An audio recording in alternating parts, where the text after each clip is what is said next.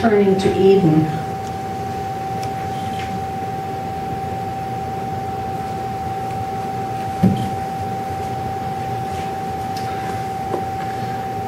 I trudged up the familiar road to Lala, the little mountain village, my Garden of Eden.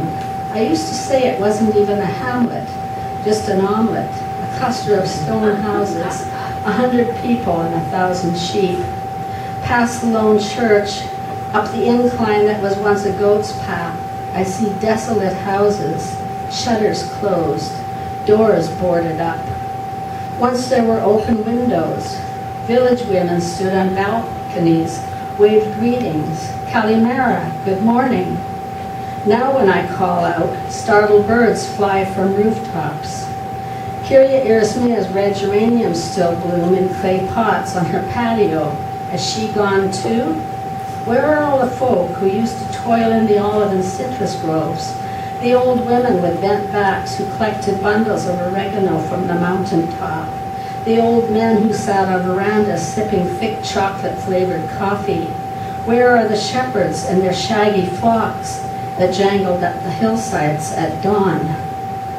On the road, I stand listening. Far away in the valley, I hear a dog bark. I listen for the cackling of hens, a crowing rooster, the bleating of goats. There is only silence. Lala, the name means shattering woman. But where are the women? The day is beautiful, bright, yet even the sun's golden light does not penetrate the dismal shadow that has cast an eerie pall over the village. There's not a living soul, not even an animal.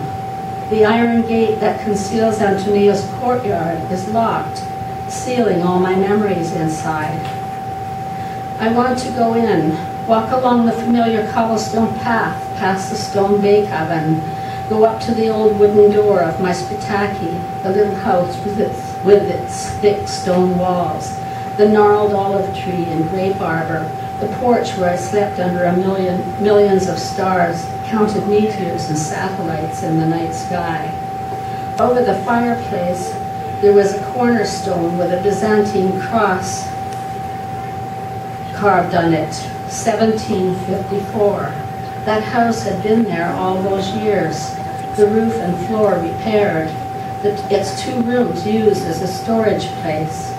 I whitewashed the walls, hung herbs from the rafters, furnished it with things from Antonia's hoard, a table, 2 cots, a couple of chairs, an old iron bed. In the afternoon sun, I'd listen to the cicadas chirring, watch emerald green scarabs alight on the shell-pink petals of the roses. Antonia said there was a ghost in that house. Her name was Evangelitsa. She died in the bed with the iron bedstead where I slept. She must look on you with a good eye, the village women said. Her husband, the village drunk, had died from a fall off a bridge into the ravine. Mine had suffered a parallel fate. Evangelitsa and I were somehow kindred spirits. One day, a cat came. I named her Miss Kitty. To me, she was Evangelitsa's spirit.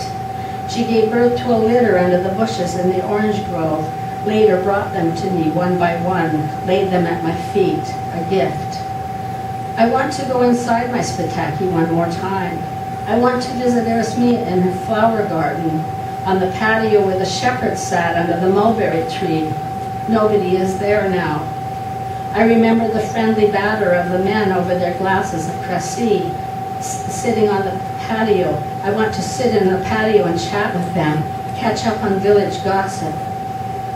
I blush as they tease me when I make mistakes with my elementary Greek, flirt secretly with Mitso, while Erismia sits knitting, pretending to be our chaperone.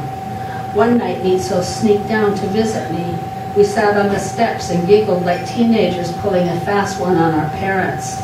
This is the best life, he said, the Zoe. The day I met him on the road to Caristo, he was riding his white horse, so handsome and tanned. That smile of his enchanted me. He asked me to marry him. Come and live in the village, he said. I hesitated, knew if I did and failed, I could never I would never be able to return again. Now they're all gone, all my shepherd friends, Themistocles, Vasilis, Mitso. I listen for their voices, hear only the faint, distant call of a kukuvaya and the mournful bray of a donkey. I climb down the stony path to the old mill. It is quiet and cool under the shade of the big plane trees.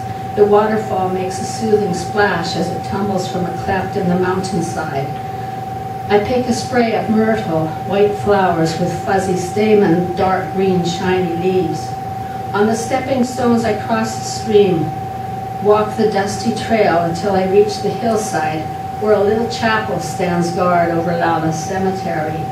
There among tumbled tombstones and knee-high weeds, I search for Mitso's grave.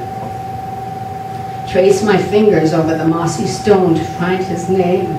Remember then that after 5 years, bones are dug up, washed in oil, placed in an ossuary. I put the myrtle wreath on the grave that now holds his sister's bones. Keep one sprig for myself. The Greeks say, if you take a sprig of myrtle home, it means you'll return again. There was once so much life here, Zoe. Now it seems like the village has died, and I know I can never return.